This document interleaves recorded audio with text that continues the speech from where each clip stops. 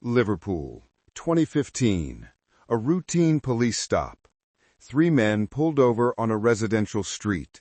Edward Murphy, John Mangan, William Summerall. The officer approaches, prepared for a standard interaction. Check licenses, ask a few questions, send them on their way.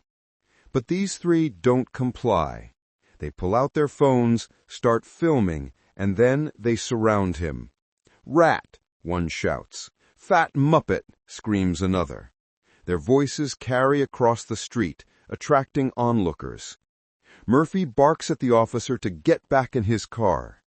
Summerall refuses orders to stand still, pacing aggressively, shouting over every attempt at explanation. For them, this is theater, performance, proof of power. Film the confrontation, drown it in abuse, project dominance. For the officer, it's a reminder of how brazen these men have become, as if humiliating police in public could somehow place them above the law. But this wasn't an isolated incident. This was the Anfield County Lines gang. For 6 years, they dominated the drug trade across England, Lancashire, Greater Manchester, West Yorkshire, Devon, Cornwall. They drove brand-new Range Rovers that cost £6,000 a month to hire, wore Rolex watches like badges of achievement, ordered magnums of champagne in nightclubs while associates filmed on phones. And Edward Murphy? He had a fascination with fireworks, launched them from rooftops in the center of Liverpool, bursts of color above the skyline, paid for entirely by drug profits. But behind the Rolexes and champagne, the reality was different. A 16-year-old teenager running for his life through the streets of Darwin, pursued by grown men who thought they'd betrayed them, voice shaking on a desperate phone call, saying if he stepped outside the hotel, they'd stab him. Vulnerable addicts trapped in their own homes through a process called cuckooing. Their addresses no longer theirs, just bases of operation for dealers who paid them in just enough heroin to keep the arrangement going. And in February 2016, when police surrounded William Summerall on a rooftop, someone threw a makeshift firebomb at 4 officers from the street below, their uniforms set alight. This wasn't about drugs anymore. This was open hostility.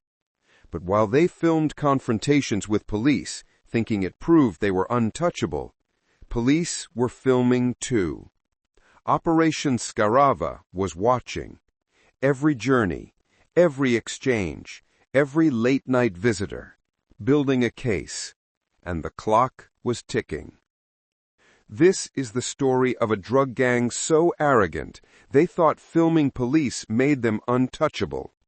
If you think criminals always get what comes to them, hit subscribe, because these men learned the hardest way possible that arrogance has a price, that phones record evidence, not power, and that 11 years in prison is a long time to regret being cocky.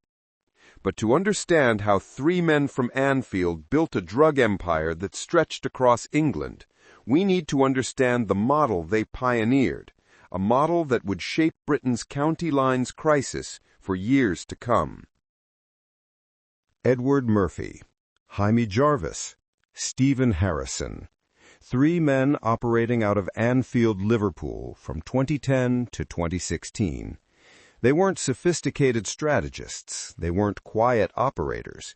Their methods were brash, violent, and obvious to anyone who lived near them. But for 6 years, they dominated the trade.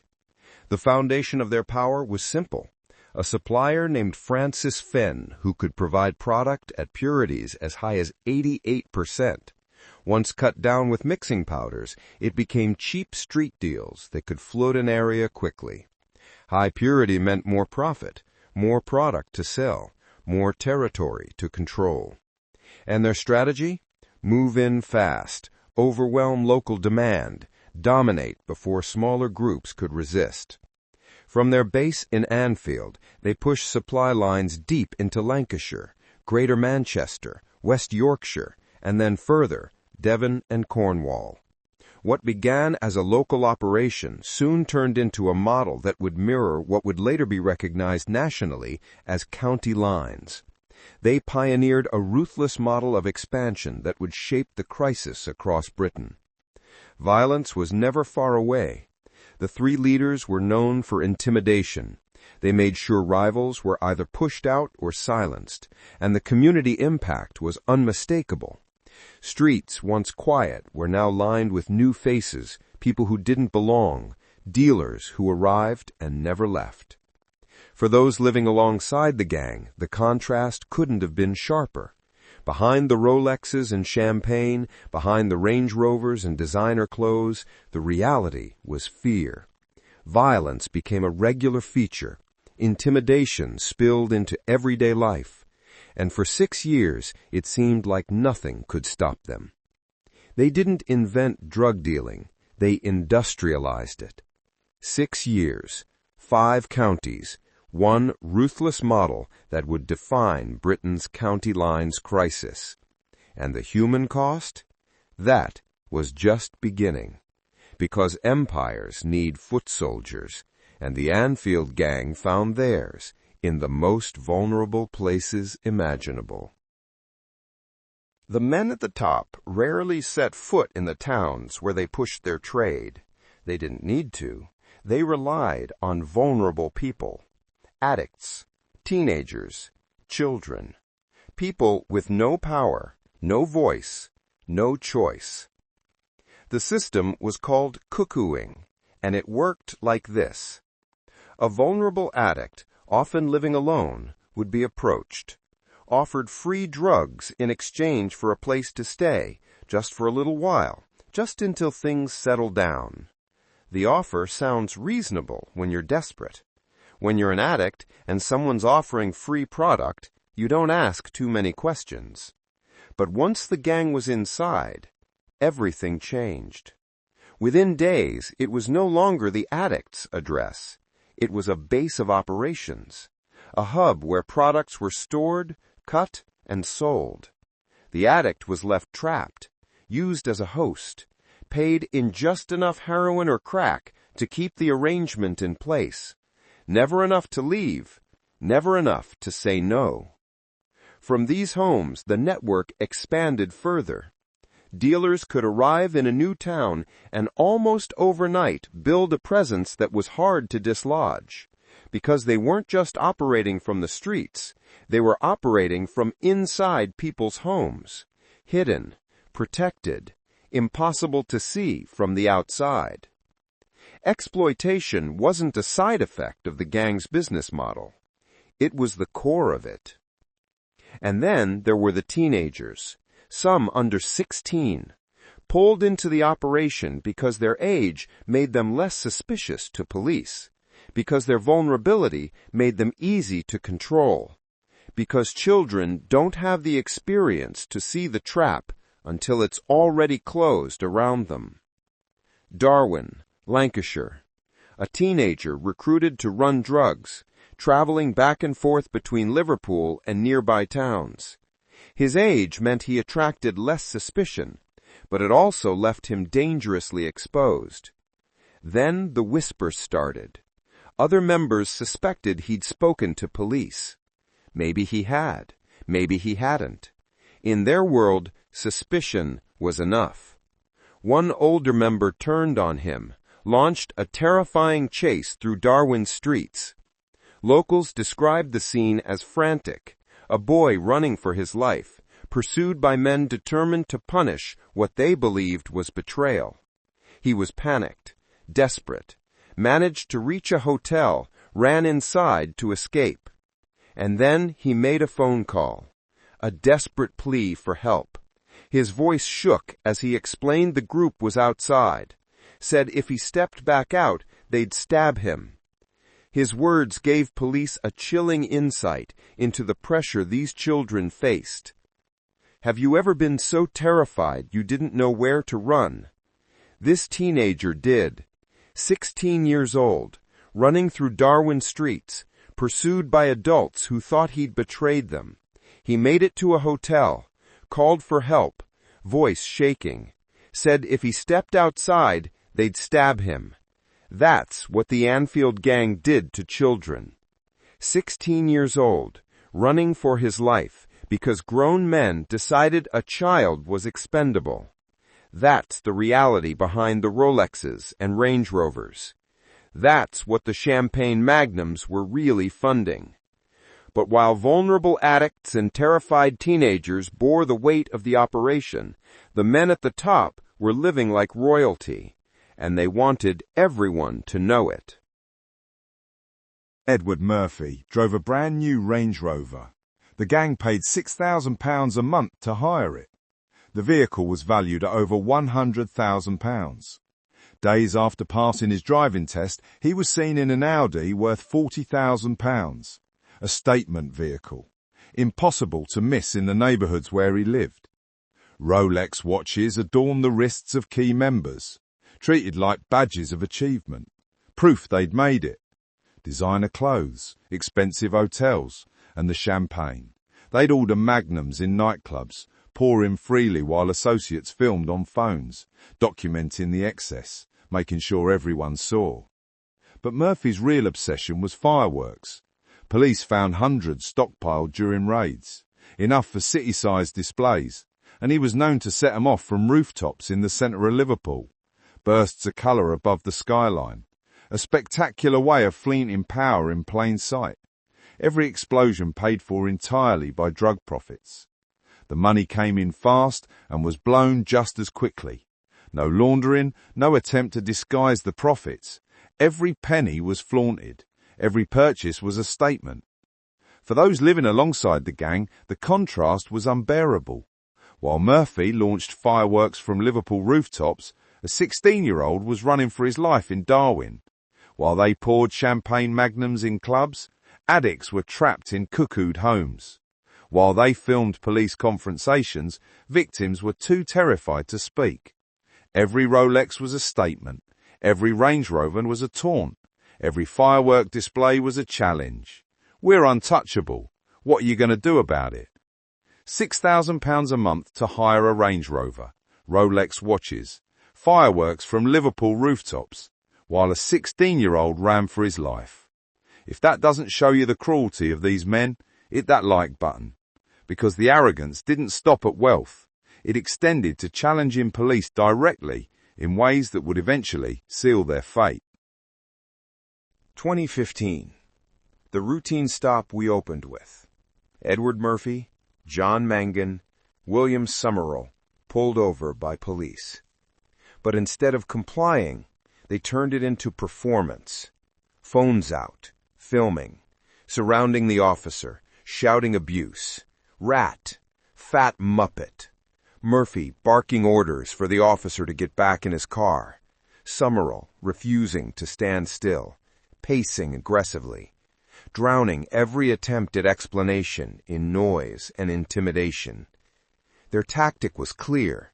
Film the confrontation, drown it in abuse, project dominance, make the officer look weak, make themselves look powerful. For them, it was theater, proof they were above the law. They believed filming made them powerful, believed documenting these encounters created some kind of protection, believed that publicly humiliating police proved they were untouchable. They were wrong. But the confrontations escalated. February 2016, an old club building on Townsend Lane. William Summerall was hiding drugs and weapons inside. When police surrounded the property, he scrambled onto the roof in a desperate attempt to evade capture. And then, from the street below, someone threw a makeshift firebomb at the police. 4 officers were caught in the flames, their uniforms and gear set alight. This wasn't about drugs anymore. This was open hostility, a direct challenge. Filming police is one thing. Mocking them is arrogant. But throwing firebombs at 4 officers? That's attempted murder. That's crossing a line you can't uncross. The gang's arrogance and their attempts to intimidate even uniformed officers made them a serious threat. Each insult, each rooftop escape, Each attack on police added to the growing case against them. 4 officers, flames, uniforms set alight. And somewhere, Edward Murphy was probably laughing, filming it, planning to show his crew proof they were untouchable. Except they weren't. Because while they were filming police, police were filming them. Every confrontation captured on body-worn cameras, every insult, every threat, every moment of arrogance, all evidence, and Operation Scarava was building a case that would destroy everything. 2016 to 2017, Operation Scarava. While the Anfield gang flaunted their wealth and filmed their confrontations, police were quietly dismantling their empire piece by piece. Surveillance teams trailed vehicles late into the night, logged every address visited by suspected couriers, watched patterns of behavior up and down motorways. Every journey, every exchange, every late-night visitor was recorded and compiled. Stash houses were identified through surveillance. Detectives noted the flow of movement, individuals arriving with packages, staying briefly, departing with new ones. They monitored houses and flats across Merseyside and Lancashire, cars arriving at odd hours, occupants carrying suitcases or bags, men switching vehicles at service stations to avoid attention. Digital evidence tied it all together.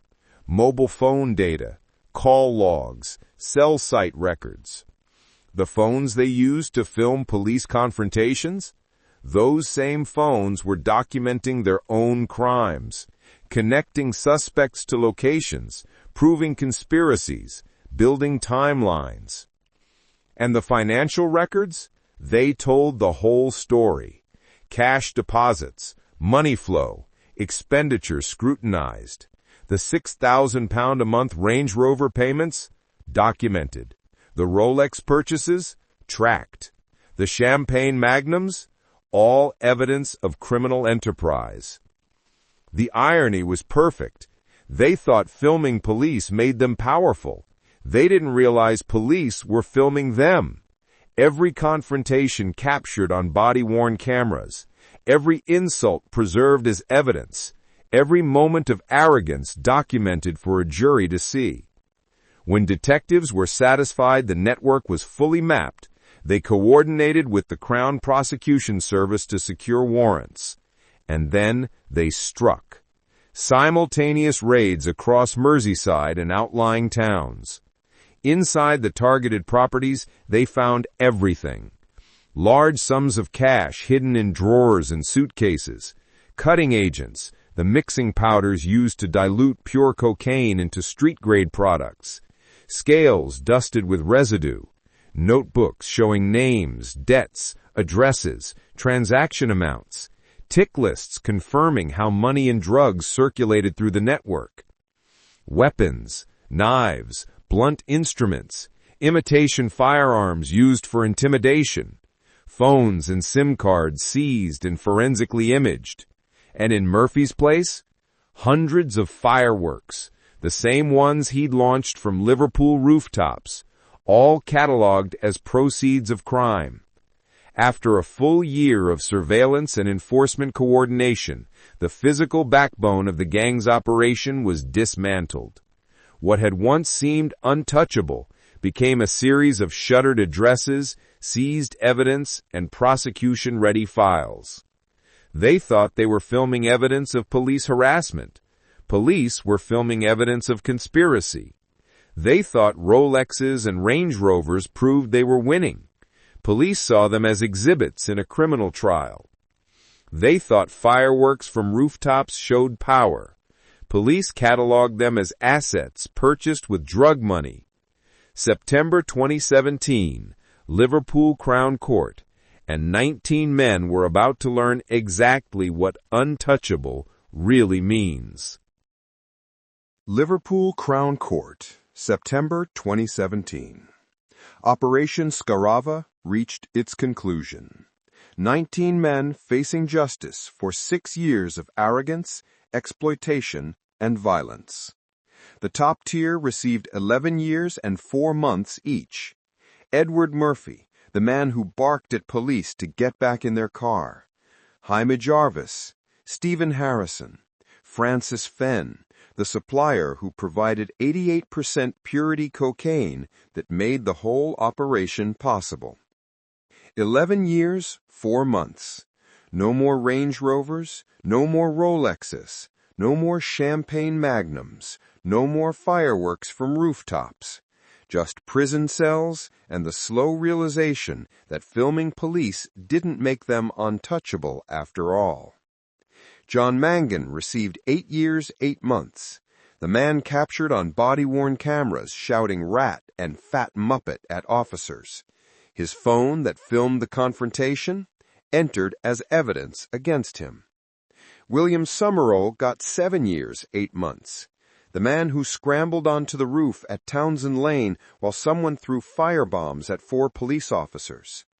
Others received 6 years or more. Jaime Gray, Mark Farr, Walter Corrin, Liam Dickinson, James Tyrrell, Stephen Gandhi, Louis Aspinwall, Francis Usher, Ataf Ali. Men who thought being part of this operation made them powerful, who learned that power measured in prison time doesn't feel like power at all. Eddie Hamilton and Ricky Doran got 5 years each. Abby Gill, 4 years and 9 months. Callum Arat, 4 years. And then there were the 2 teenagers, both 16 when they were arrested.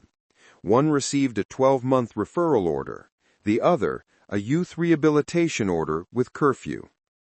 The court made clear that age didn't excuse their involvement, but it recognized something else too, that they'd been exploited, used, put in impossible situations by adults who should have protected them, not destroyed them. Total combined sentences? More than 135 years of imprisonment. 135 years, 19 men, 6 years of thinking they were untouchable. If you think arrogance always gets answered, share this video. Because the math wasn't in their favor. 6 years of flaunting wealth and filming police. 135 years paying for it. Murphy lost his Range Rover and his Audi, lost his Rolex and designer clothes, lost his rooftop firework displays, lost his freedom for 11 years and 4 months. Mangan lost his phone that filmed police, lost his ability to shout abuse, lost 8 years and 8 months. Summerall lost his rooftop escape routes, lost 7 years and 8 months. But they couldn't lose what they'd done. The teenager who rammed through Darwin streets, the addicts trapped in cuckooed homes, the 4 officers set on fire, the communities they terrorized. Those scars remain, those victims remember, and no sentence can undo that damage. They filmed police thinking it made them powerful. Police filmed them, proving it made them criminals. That's the lesson. That's the price of arrogance. But the Anfield gang's story is just one chapter in Liverpool's drug trade. Because while they dominated England with county lines and cuckooing, 2 other Liverpool men were operating on a completely different scale. International, sophisticated, connected to South American cartels, and just as arrogant. Rotterdam, October 15, 2013. A small bar called Café de Etel. To anyone walking past, it looked like an ordinary neighborhood pub, maybe a place for locals to grab a drink after work. Nothing special, nothing suspicious. But Café de Etel was anything but ordinary. It was a closed-door hub for Europe's most serious drug traffickers.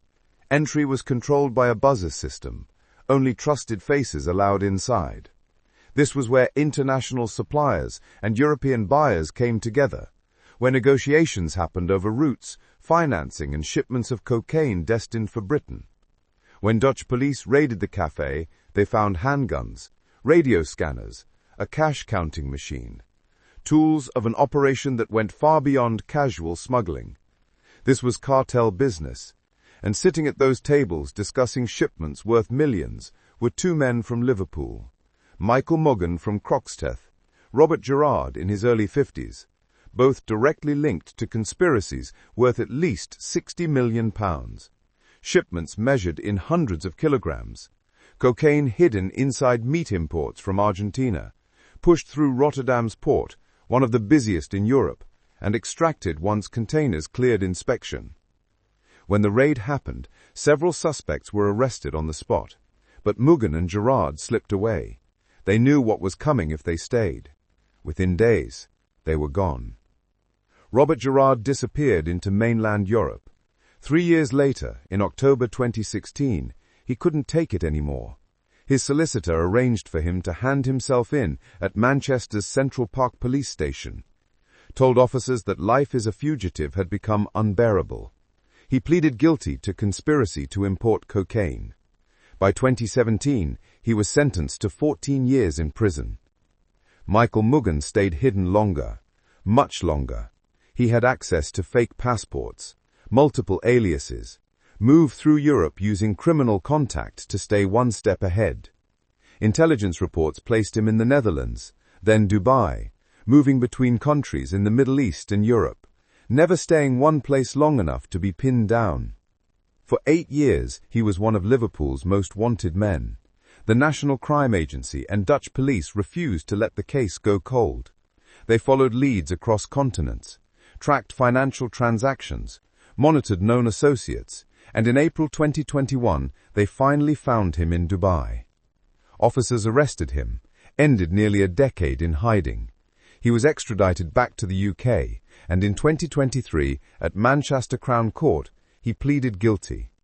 12 years in prison. For a man who'd spent 8 years running, that's 20 years of his life consumed by one decision made in a Rotterdam cafe. While the Anfield gang flaunted Rolexes in Liverpool, Morgan and Gerard negotiated with South American cartels in Rotterdam.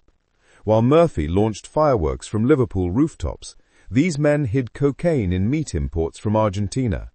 Different scales, same city, same arrogance, same inevitable outcome. The Anfield gang thought filming police made them untouchable. Morgan thought Dubai would hide him forever. Murphy thought £100,000 Range Rovers meant he'd won. Gerard thought Europe would keep him safe. They were all wrong. So, here's what I want you to think about. What makes someone film police and think it's power? What makes someone throw firebombs at officers and think there won't be consequences? What makes a grown man launch fireworks from Liverpool rooftops while 16-year-olds run for their lives in Darwin? Is it arrogance? Stupidity?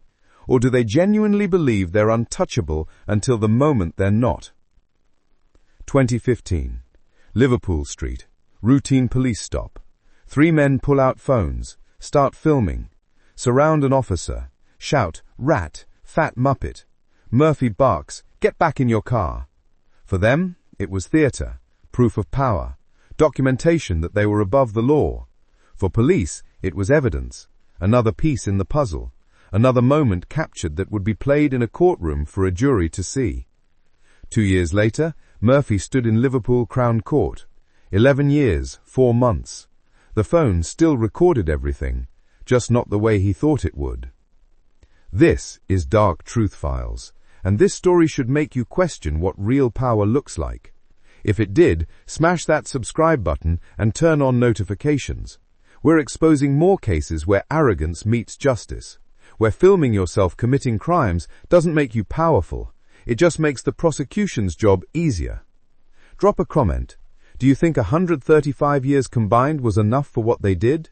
Do you think about that 16-year-old in Darwin running for his life, voice shaking on a phone call? Do you think about the addicts trapped in cuckooed homes, paid just enough to stay trapped? Share this if you think their stories deserve to be told. Edward Murphy paid £6,000 a month to hire a Range Rover he thought made him untouchable. He launched fireworks from Liverpool rooftops, thinking it proved his power. He filmed police thinking it documented harassment. and in September 2017 he stood in Liverpool Crown Court and learned that 11 years, 4 months is a long time to regret being arrogant. The Anfield County Lines gang pioneered a model that shaped Britain's drug crisis. They exploited children, trapped addicts in their own homes, threw firebombs at police officers, and filmed themselves doing it all, thinking they were documenting power. They were documenting evidence. Every insult, every confrontation, every moment of arrogance preserved on body-worn cameras and played for juries who didn't find it impressive, who found it criminal. That's the lesson they learned too late. That phones record everything. That arrogance has a price. That filming police doesn't make you untouchable. It just makes you memorable. And memorable criminals get caught. Every single time. Welcome to the truth. The dark truth.